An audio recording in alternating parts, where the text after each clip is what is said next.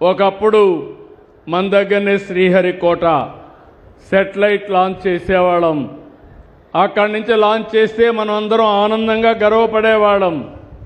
ఇది నేరుగా మూన్కి వెళ్ళడం, చంద్రుడి మీద వాళ్ళ పిక్చర్స్ అన్ని తీసి పంపేయడం ఇవన్నీ చేసే పరిస్థితికి వచ్చింది.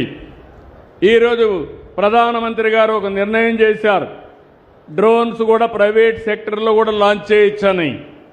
అందుకే తిరుపతిలో డ్రోన్ స్పేస్ సిటీ పెడుతున్నాం.